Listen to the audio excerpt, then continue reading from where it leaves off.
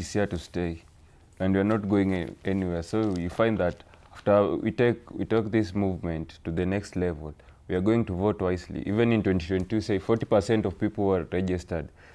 Not everyone voted, but this time, this regime is going, and we are going to turn out massive coming 2027.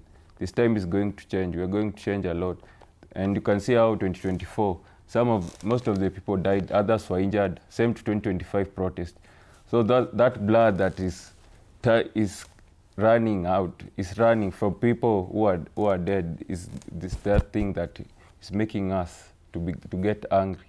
And we are going to take this regime out coming 2027. So expect a massive turnout coming 2027, and we are not going to lag behind. The same thing, we are going to take care of our votes. They are not going to steal this time round.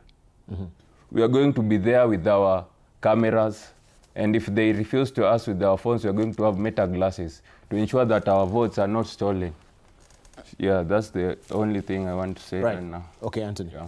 You know, there's nothing under the sun that is new. When we go back to 2002, when Kenya was in this moment, we had a very strong man president in the name of Daniel Toroitich arap Moi. Didn't we have the same? Didn't we have the late Raila Odinga running for president, Moi Kibaki running for president, Charity Ngilu running for president, the late Nachai running for president, Kijana Wamala running for president? We had all of this. James Orengo running for president. At the tail end, all these people came together, and it was announced, Kibaki Tosha. So this euphoria will always come up in a political dispensation where you find a big chunk of the country feels disenfranchised. So as my colleague here said, people cling on to hope, because hope is one of the currencies of any democracy. And look at how the young people, look at how their conversation is mutating. It is moving from leaderless, now it is becoming structured.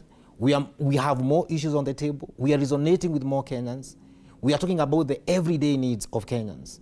So as Kenyans say, you know, these people are not organized. We forget, at one point people said, doing away with KANU is equivalent to cutting a mugumo tree with a razor blade. Now, if we have felled one mugumo tree in this country, Kenya is the land of hope. We were elected at one point as being the most optimistic nation on planet Earth. We have shown beyond doubt that when the time comes and when the call is here, Kenyans come together and make a decision that literally shocks the world. I'll go back. I remember when people were saying, and I would love to talk to, in this message, but in particular, to the leader of ODM. Last election, he was saying, took on a system. He sang, took on a system, we cannot lose, took on a system, we cannot lose. Today, he has changed the word system to, I don't know, power or what he's calling it. Nataka power. Okay? Power. If at that time, Kenyans were saying, but Azimio cannot lose because they have the system. Who rallied the current government to power? It was the hustlers, the mamambogas, the boda people, and the same youth that people are saying right now, these people cannot correlate around, they cannot consolidate around an idea. So this is how young people in this country communicate. It's like signaling what you've said. We might look, we are confused, but at the tail end, we shall come together and say this is a person. Right. To give us that time to look at Matiang'i and say, Matiang'i, we thought you were it, but the more we interrogate you, we see you have issues. Maraga, we thought you're it, but you need to work on this. And these people are working on all those things as we discuss. Towards the end, we will meet on a table of equals.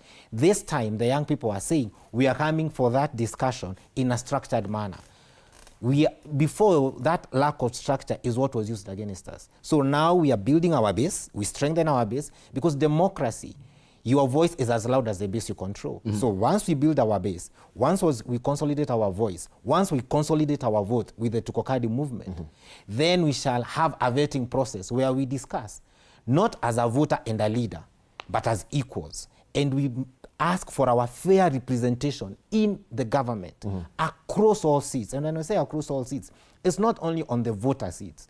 From parastatals to elective positions to running, what are they called? These are other arms of government, the judiciary. You know, we want our representation felt, heard, and seen. Because the young people of this country have shown that given the opportunity, they can actually bring meaningful change. And as I finish, Dibal, I'll tell you, I'm always given hope by Tom Mboya that he wrote the economic plan of this country at 28 years. You're just reorienting my thoughts, because I was coming there and asking